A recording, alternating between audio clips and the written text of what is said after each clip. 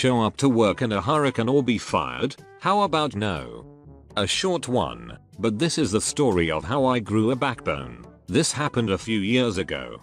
I worked at a cheap chain restaurant. There are 3 total in my county here. It is important to note that the company was founded in a northern state of the US and they are still headquartered there. Well, one year, hurricane season was in full swing, and a right monster of one was looking to make a direct hit.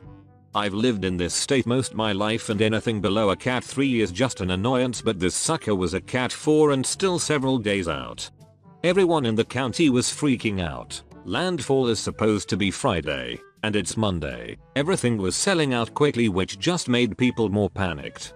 My house is older and not very strong, so I'm very worried. And of course, everyone at work is wondering when our store is going to close.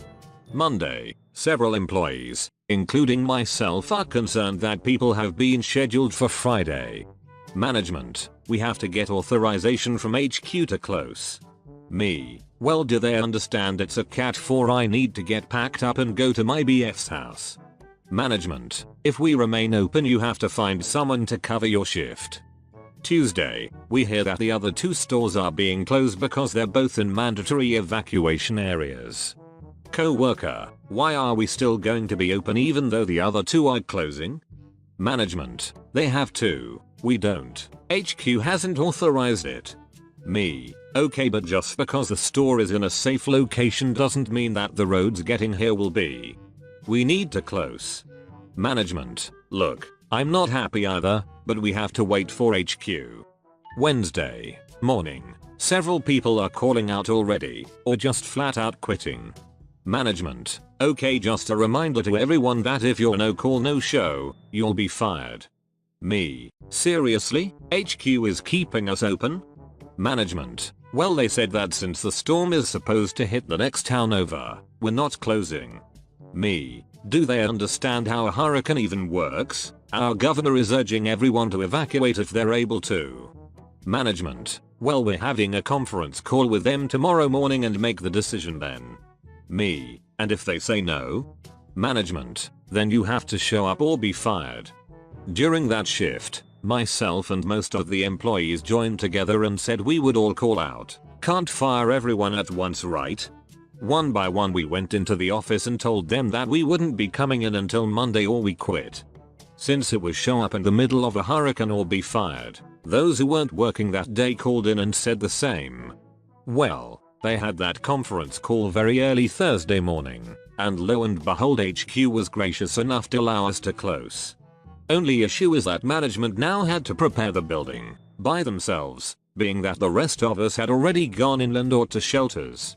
We would have been glad to help Tuesday or Wednesday when we actually had time to do so, but no, management nor corporate wanted to listen to reason. We were extremely lucky, as the storm turned away literally at the last minute, and we were spared the worst of it. However, when the next hurricane came around, corporate was very quick to tell us to close 2 days before landfall. Edit, wow, this got to be real popular, and I thought it boring since nothing too dramatic happened. To answer some common questions, thoughts from the comments section. No, this wasn't Waffle House, though I always feel bad for the employees of businesses that are forced to come into work in these conditions. Yes, the managers were upset about the decision as well. All of them had families and several had small children. However, I do believe that the GM could have done more to persuade corporate before it got to this. The issue was that they just didn't understand how a hurricane works, because they kept citing that we were out of the flood zone so we'd be safe. No, it doesn't work that way. Yes, I do sorely wish food service and retail had their own union. This was in Florida, but I'd rather not name the hurricane as it was headed to a specific cluster of cities in one county, and I rather not make it obvious what the name of the business is because it is good money in between jobs. It wasn't Irma though.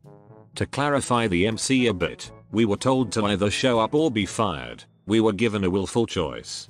So just about all of us chose to be fired, which management nor HQ had expected. They thought we'd all just fall in line to keep our jobs.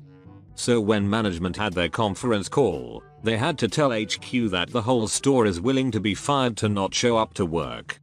HQ crunched the numbers and realized that the cost of hiring a whole new staff, plus flying in support staff to help train, as well as have the store closed in the meantime, wasn't worth trying to stay open for the customers that weren't going to show up.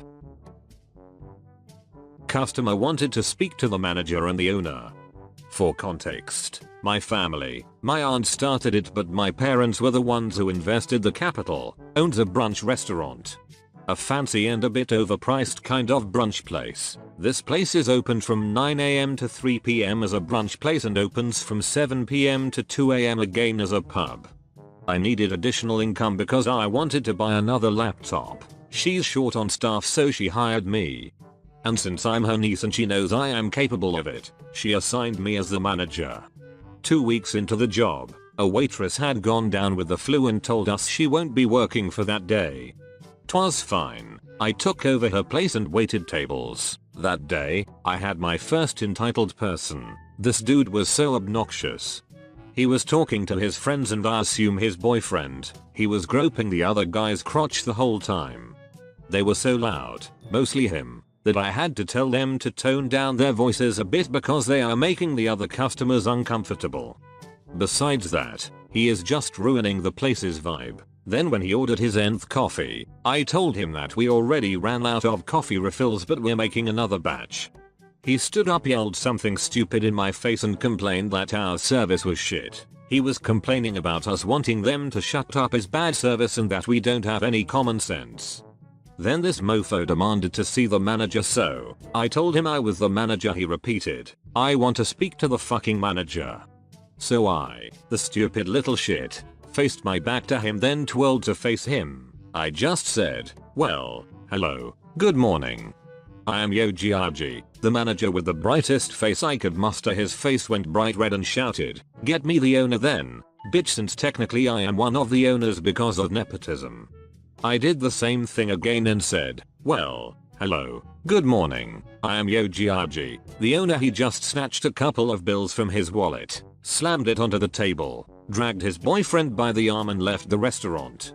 After that, all of the other employees awarded me the Employee of the Week award, which was non-existent in our restaurant before I came. Not a quiet space, okay. I was sitting in a computer lab doing a timed exam. There were 2 girls on a computer in front of me talking and being loud. Eventually I got tired of it and decided to say something. G1 is girl 1 and G2 is girl 2. Me. "Excuse me, some of us are trying to focus on stuff, so if you need to have a conversation, can you please be quiet or go outside to talk?" G1. "Well, this isn't a quiet space, so if you need quiet, use some headphones." At this point I was past fed up listening to them, so I finished my exam. I still had more work to do, but I didn't have any headphones. At this point I decided to get a little mischievous. I have a small but very loud Bluetooth speaker in my room, so I went back and grabbed that. I sat down, started playing my music as loud as possible, and started doing work. The girls both started laughing, and after a few minutes G1 turns to me. "G1, excuse me, you were complaining about us being too loud, but now you're making a bunch of noise." Me. "Yeah, you were right, this isn't a quiet space, so I'm listening to my music." G1. "Yeah, but you were saying how it was annoying and now." Me. "I'm sorry, if you have a problem with my music then you can use some headphones, mom." G2. "But you should be aware of the people around you and the space for noise." Me. "I'm sorry, I can't hear you, it's too loud." G2 gives up, but G1 still wants to talk. G1. "I just think it's funny how." At this point I begin focusing back on my work. Me. "I'm sorry, what?"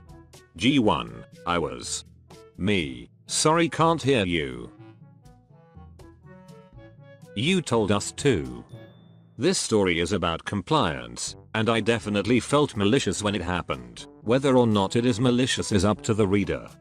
TLDR at bottom. I work for a company that provides people who work in food service roles to other businesses. Basically, if, for example, McDonald's does not want to hire people to work for them directly, then they would hire my company to bring in to work in McDonald's. This way the people are on my company's payroll and not McDonald's. My company has me and my supervisor working inside a small convenience store-like area in a college campus. We have coffee, ready-made sandwiches that are delivered to us every day, and even soup available to the students. Now for our area, we get the same kids coming in every day since we are their only food source besides a vending machine within walking distance. So my supervisor and I quickly figure out how much the kids will eat of what and make our order accordingly. Of course there is some fluctuation in what is consumed, but we are fairly accurate on ordering, so there is not much food waste. One day the director, who is our manager's boss, decided that we don't have enough sandwiches in our fridges for the kids to eat. He was the one who told us before to try to keep wasted sandwiches, ones the kids didn't buy before they expired, as low as possible.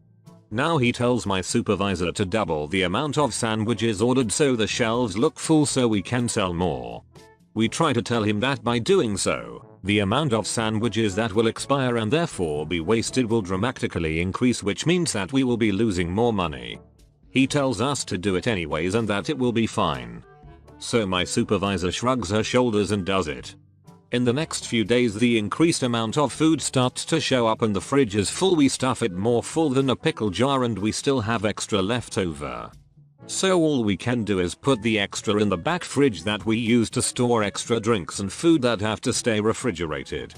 Despite assurance that it will be fine, all was not. The extra food piled up quickly, and due to the way the sandwiches are made we are not allowed to keep them longer than 2 days. Food waste soars as the kids, despite having a full fridge of extra sandwiches to choose from, in fact did not buy all that food. Any extra that may have been bought did not offset the money wasted from the expired food. Usually, when we ordered food there were no more than 10 sandwiches left over by the end of the day.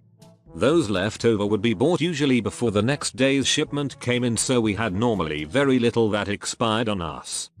Due to the increase of sandwiches, we now were dealing with close to 20-30 expired sandwiches a day. This went on for 2 weeks. The next time the director showed up, he had his boss, the head director, with him along with other people high up in the corporate chain. They showed up when I was working alone and it seemed the director was giving the other higher ups a tour of our area since he didn't even acknowledge that I was there. This didn't bother me since I know the ways of higher ups, and when they are discussing business, counter monkeys like me are less than invisible. I don't really care for this director since he is too hands-on and acts like only he knows what he is doing while giving out orders that tend to contradict other orders that he gives. Yet when we try to communicate with him about rules or concerns it is a one-way street. He also tends to make promises that never happen, which ticks off a lot of people under him. So as he is talking to the higher ups, he suddenly calls out to me, "Hey Redacted, why do you have so many sandwiches left over and wasted from the last 2 weeks?" Knowing that things would end up bad for me later if I outright threw him under the bus with his bosses present, I decided to try to be tactful and give him a chance to change the subject. We were told to double up on the sandwich orders, so I respectfully say, "The other bosses stopped talking and are paying attention to our conversation now." The director put his hands on his hips and leveled a squint at me. "Well, who told you to do that?" he demanded in a huff while puffing his chest like a banty rooster. Without batting an eye, I answer him like the good little employee that I am and without any maliciousness at all. "You told us to." His eyes widen and he repeats back questionably, "I told you to?" Nodding, I chirp back, "Yes, sir." 2 weeks ago, he splutters for a bit and hastily leads the bosses to another area under his control. When I knew they were gone, I let myself have a good laugh. I savored the fact that he did this to himself in front of his bosses, and first chance I got, I told my supervisor. She also had a hearty laugh over it. Within the next couple of days, we were allowed to order sandwiches the way we normally did. TLDR. Boss want us to increase amount of food we sell in store despite being told this will waste food and cost money. He says do it, we do it. He shows his bosses our store and asks why so much food is wasted and is told in front of his bosses that he ordered it. Food amount goes back to normal. Edit. Wow, I can't believe how much this has blown up. Thank you everyone for the upvotes.